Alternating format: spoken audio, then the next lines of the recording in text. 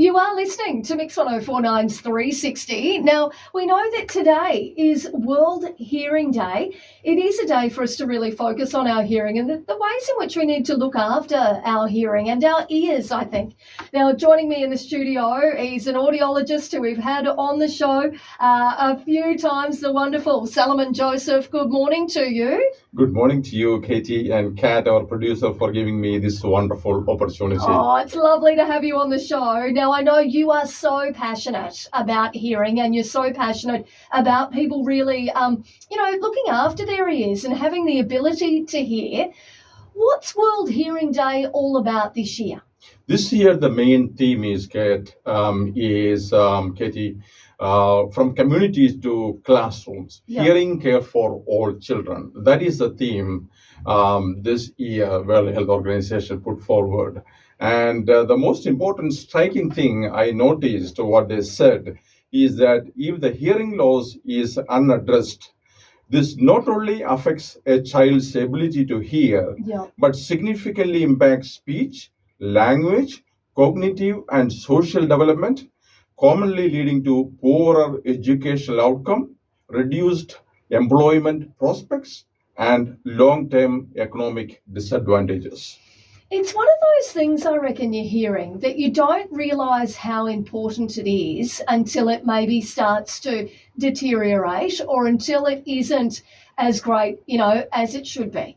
And I think with our little ones, a lot of us, kids can have middle ear infections. They can have various different things going on with their ears.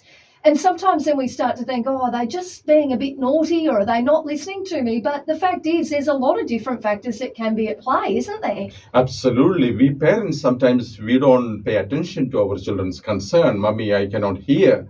And Daddy, I cannot hear. And I personally, as an audiologist, I have seen after my diagnosis, the child has got a mild hearing loss or moderate hearing loss. And the regret of the parent, why didn't I pay attention to my child's concern? And we always take, children, they are just children, but they are raising, serious concerns. In the classrooms, you can imagine, even in the classroom, even a mild hearing loss can significantly affect their ability to understand the teacher. And as you correctly pointed out, the middle ear infection is a main problem. That is why the World Health Organization highlights these are the middle ear infections which can be preventable, and it can be diagnosed early, and then it can be treated correctly. But the role of an audiologist is so significant. And audiologists, generally doctors use otoscope. We also use otoscope to look at the ear. And for small children, many times they have earwax in the ear. When they have earwax in the ear, we don't have a clear view of the tympanic membrane or eardrum. So it affects the diagnosis part of a doctor. But audiologist has got a special machine called a tympanometer to find out how well the middle part of the ear functioning, even with small amount of wax. So I encourage anyone who doubt about a child's hearing, please contact me. I am happy to do the middle ear function test, because from 6 months onwards, at any age, that machine is usable. And all children, almost 99% of the children will have a newborn hearing screening when they come out from the hospital. So the next problem would be the middle ear infection. And that's when it mostly gets picked up. I've probably said this to you before, Salimon. I know my son used to get ear infections very often, and then I remember taking him to see a specialist, and they'd said to me, "Oh, look, there is, sign that that there may be a bit of hearing loss." Now, fortunately, we got onto it very quickly, and we were able to sort things out, and he's fine. His ears are fine. But if you're not getting onto it early, and, so often for us as parents as well, we want to do the right thing, but you can't tell what's going on inside your children's ears. Absolutely. And the waiting time here in the government system is weeks and months. and that is also a bottleneck. Yeah. And that is why the importance of private clinics. Okay, even with a small amount of money, okay, I can help people. In my mission is, your passion is as a senior journalist, the welfare of all Territorians. Yeah. But my mission is as a audiologist is the ear health and hearing health of Territorians. I know it is, and you're so passionate about that, and I love that. I love meeting people who love what they do, and I know that you love what you do.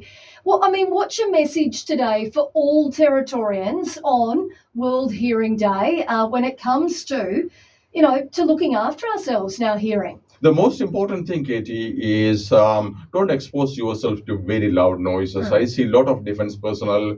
They are bombarded with the firearms, explosive devices, and fighter jets. And they all will have hearing loss and the tinnitus, the ringing sound of the constant tinnitus.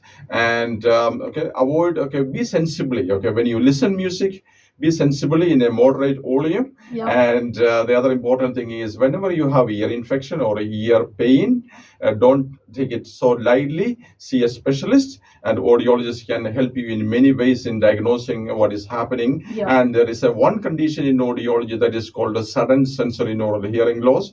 That is a clinical emergency. It can happen to any person. Tomorrow morning, I can wake up with a hearing loss in one ear or both ears.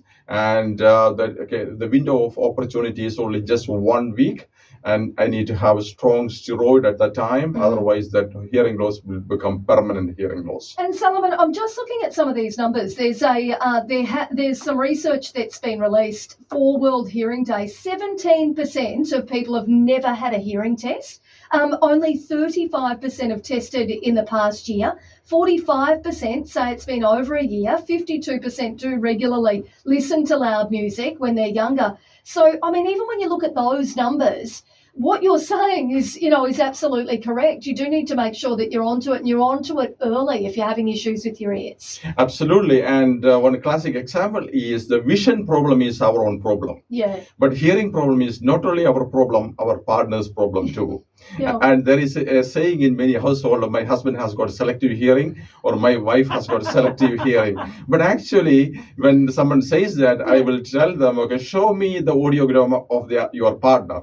I will tell you this is a selective hearing or hearing loss. Many times when we get older, 60s, 70s, they will have a high frequency hearing loss. And they will struggle. It's not selective hearing. No, not at all. And I can prove it. And that is why after the hearing assessment, we do the speech discrimination test, and they all miss the F, T, P, all these different high frequency tones. When the sound comes through the vocal cord of Katie, it becomes high frequency, and children also.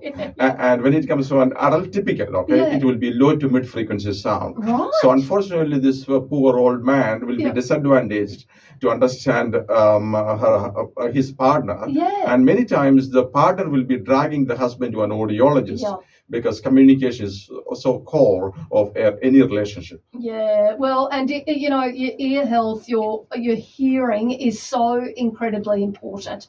I would imagine that quite often it's when it's you don't want to wait until it's too late before you go and see somebody if you're having issues with your hearing. Absolutely. And unfortunately, an average individual will take around 7 to 8 years to do something about with their hearing loss. Wow. That much. The glasses, we need to read it. So we will see an optometrist, and we will they will prescribe the correct glasses. But hearing, we will procrastinate, and it will take too long. And the problem is, the research says that when we have hearing loss, significant hearing loss, we will struggle to understand in group situation and in social situation and in background noise. And when we cannot understand people, and we will try to avoid the group situation, and it will create depression, anxiety, and even Alzheimer's, can lead to that problem. So it is absolutely fundamental that we do keep on top of it. Well, Salimon Joseph, audiologist, it is always wonderful to hear from you, and always wonderful to have you in the studio, especially for World Hearing Day. Thank you so much for your time. Thank you very much, Katie and Kat, for this wonderful opportunity. It's always a pleasure with you. Great to catch up with you.